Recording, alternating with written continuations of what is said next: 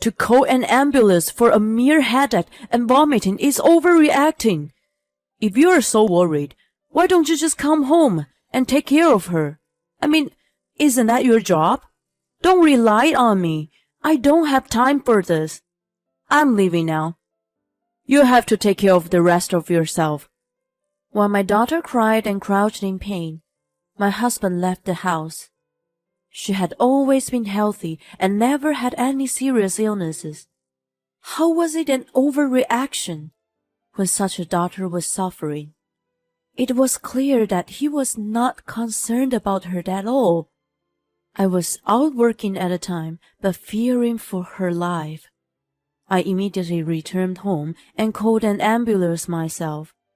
If I had been there for her from the beginning, she didn't need to suffer so much. As I held her hand, I cried from frustration and blamed myself. 5 days later, when my husband finally called me, I quietly told him, "I'm in the middle of our daughter's funeral. I'm Stacy, 45 years old. I work part-time and do my best to take care of the house and raise my daughter. I met my husband through a matchmaker. When I was single, I had a full-time job in a field that was dominated by females. It was difficult for me to meet someone at or through work. I had always had a strong desire to get married and didn't want to wait until I was older. I decided to go to a matchmaking service and was introduced to my husband, Wayne. He was a meticulous person who did things very carefully. On the other hand, I was more laid back, so at first I thought we were two opposites and incompatible. As we got to know more about each other, we came to respect our differences. We were so in love that it was hard to believe we met through a matchmaker. I was grateful for my luck fate. When we got married, Wayne only wore the ring during the ring exchange as he was allergic to it. We enjoyed our honeymoon period to the fullest, and then we conceived 2 years after our marriage. A healthy baby was born, and we were overjoyed. "You did great, honey. We have a very pretty baby girl." "Thanks, hon. She's adorable. Let's do our best to raise her with lots of love." He was totally head over heels for our daughter, Mia, even more than I was. He even used her birth weight for the license plate number and passwords. Seeing him like that filled me with the warmth of love, and I believe we will continue to live happily ever after. As the months passed and around the time Mia entered high school, Wayne suddenly started working overtime a lot. "I'm in charge of a new project now. I'll be home late today, so don't wait for me. In the worst case, I'll have to stay overnight at the office." "I understand. It's really tough every day, isn't it? I'm grateful that you're working hard, but don't overdo it. I'm sure it's okay if you come home early once in a while. Love you." I was proud of him for climbing the ladder at work. However, he seems to be overworked to the point of locking himself in the study on his days off. I understood that he was exhausted and needed some time alone. There were hardly any interactions with his family, which created a gloomy atmosphere in the house. Mia had always been a daddy's girl since she was little. "Dad's been locked in his study a lot lately. I understand that he's busy, but I want to hang out with him like we used to," she lamented with me. I knew I had to do something for her and suggested to Wayne, "Hey, honey, why don't we go out for dinner this coming weekend for the first time in a while?" I was taken aback by his unexpected response. "Ugh, you're gonna be kidding, right? You know I'm exhausted. Is this harassment? Why can't you just let me relax on my day off?" He suddenly lashed out at me. "You don't have to get mad at me. It's not good for you to stay cooped up in your room all day long." Going out is a good way to refresh yourself after a hard day's work. Isn't it? I try to calm him down. Leave me alone. You guys go ahead and do what you want. He was adamant in his refusal. Since then, he began to pick on me out of his frustration and sarcastically commented, I so envy your freedom. I spent more time with Mia, but she was hurt by not getting attention from her father and locked herself in her room. I felt that my family was on the verge of collapse and hoped that once this project was finished, our normal, cheerful life will return. 1 month had passed since then. I'm going on a training trip with my team for 5 days starting tomorrow. I was surprised at the suddenness of the news, and at the same time, I asked him what bothered me. Oh, that's so sudden. Besides, it's already been a month since you were assigned to your new project. Are you still doing the training? I questioned the duration. Nothing odd about the prolonged training. Keep your nose out of my business. He kicked me to the curb. I was frustrated with his grumpiness and wondered when he would be able to spend time with the three of us. The next day, he was getting ready to leave for the trip. He was still at home when I left the house for work.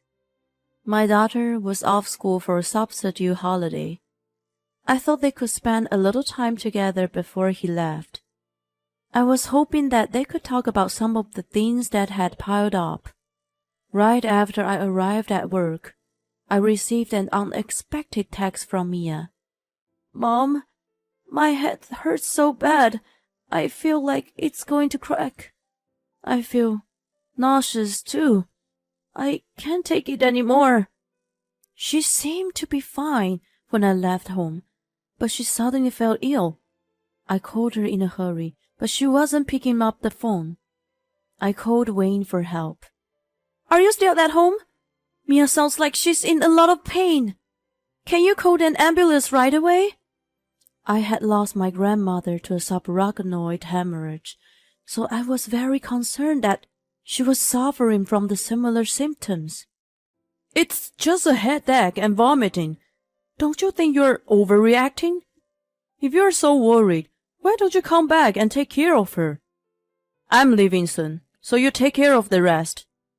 His reaction was unbelievable. Despite his daughter's distress, he was about to leave for a trip. Wait, what the hell? How could you not help your own daughter when she is in such trouble? Is your job that important to you? I lashed out at him in a harsher tone than usual. I'm telling you, you're just making a big deal. It's raining today. She must be feeling the pressure. Anyway, if you came back, the problem would be solved. Time management is a basic rule for my job. I can't be late for something like this. He threw all the responsibility on me and put his work first. I felt no affection for Mia from him, who used to care so much about her. I hung up the phone and made my way home, praying. He had already gone, and I found Mia, unconscious, in the living room. The ambulance came right away and rushed her to the hospital. I called Wayne after the doctor explained to me her symptoms. He must have been busy and didn't pick up my calls. If I had been there for her, she didn't need to suffer so much. I shed tears and regretted my helplessness.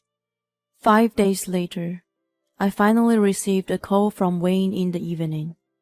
The first thing that came out of his mouth was, You don't have to prepare my dinner tonight. I was stunned for a moment. I had been wondering how he could come home after leaving Mia in that condition. He didn't even call to find out how she was in those 5 days, and it sounded as if nothing had ever happened. I cut to the chase and told him, I'm in the middle of our daughter's funeral right now. I can't prepare dinner anyway. Your trip is over, right? Can you come over now? As a father, It was expected of him to attend his daughter's funeral. To my surprise, he kept indifferent. "Oh, I see. Well, I won't be able to make it. You can deal with it yourself." He showed no sorrow whatsoever. I reached the boiling point, and my anger exploded.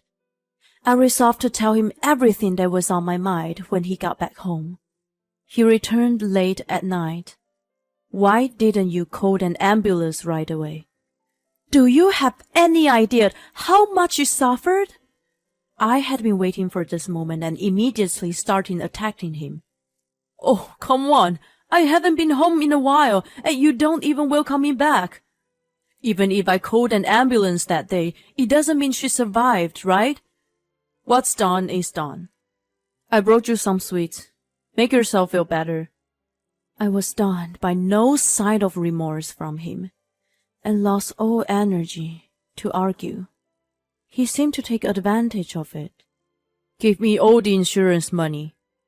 I'm the one who has been paying for everything in regard to our daughter. You're just a part-timer with a low income, so you have no right to it." He grinned at me. "How can you say such a thing right after losing our precious daughter? It's not all about work. Why don't you think about your family a little?" His inhuman arrogance infuriated me. He was not intimidated by me, though. "It's your responsibility to take care of daughter's health. It's your fault for not fulfilling your duty. It's a false accusation to say that she died because of me." He snapped back at me. I knew that arguing with him would get me nowhere. I produced an image that caused tremendous stress from Mia. "You hurt her and put her under stress to the point of destroying her health. Don't tell me you know nothing about this." I showed it to him on Mia's phone. It was a picture of him shopping with a young woman, arm in arm like a couple. On the day he left for the trip, Mia took the opportunity of being alone with him. She showed him the image she had taken and asked him about the affair. She also recorded the conversation. He flipped out, knowing it would be a huge problem if I found out.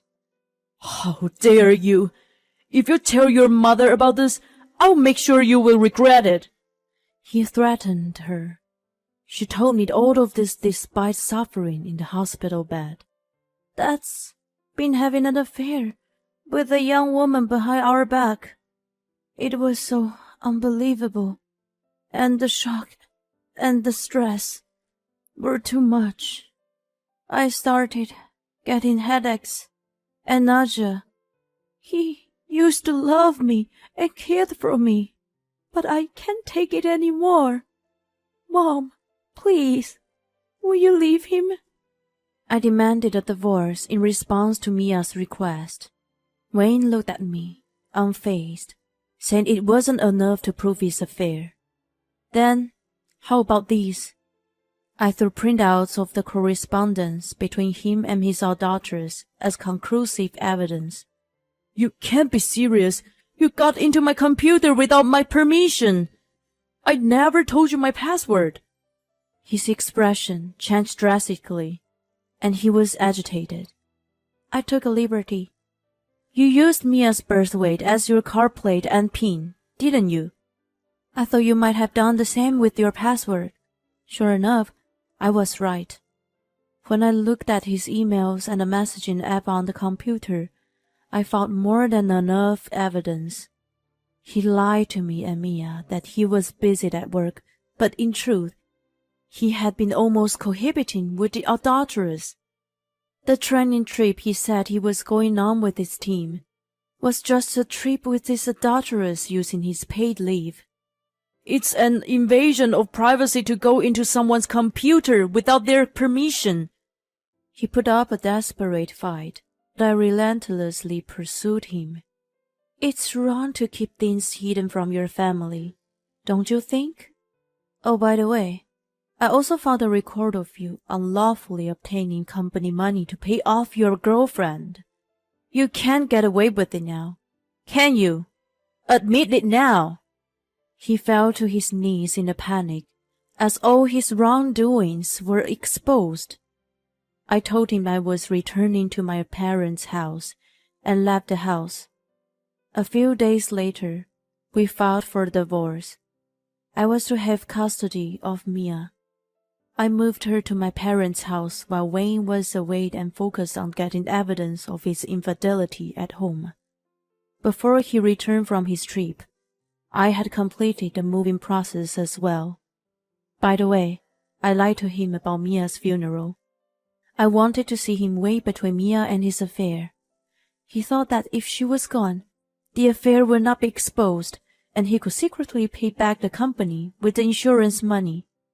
I realized what a scumbag he was, and I still shudder to think until this day. I gave evidence of him swindling company money to his HR, which led to his disciplinary dismissal. He was asked to refund the exact amount he had spent. He lamented that the amount was so inflated and that there was no way for him to pay in one lump sum. He was such a meticulous man that he had carefully written down the address and phone number of his adulteress on his computer. I contacted her and exposed the whole thing. It's normally a good thing to be meticulous, but in his case, it completely backfired on him. Thus, he's been dumped by his adulteress, and even his parents cut ties with him. He's been living lonely and working hard to pay the alimony, child support, and refunds to his ex-company. I've been told that he was so anxious about stealing money from work, so he was taking his stress out on me. I'm really sorry. I only gave in to stupid temptation. He apologized and tried to get me back with him. It's way too late, and I refuse to forgive him after being subjected to immense stress every day. Mia, who used to be a daddy's girl, says, I never want to see him again. She's been receiving the support of my parents and me, and positive advice from a friend in a similar situation. She's getting her normal self back. Are you sure you're happy that we got divorced as you wanted? Of course. A father I don't care about is nothing but a nuisance. I'm very happy to realize how deeply you cared about me. Thank you for being there for me, Mom. I love you. Thank you, too, for being my daughter. I love you so much. We held each other tightly in tears, realizing once again the importance of each other. We're taking the first step toward a brighter future together.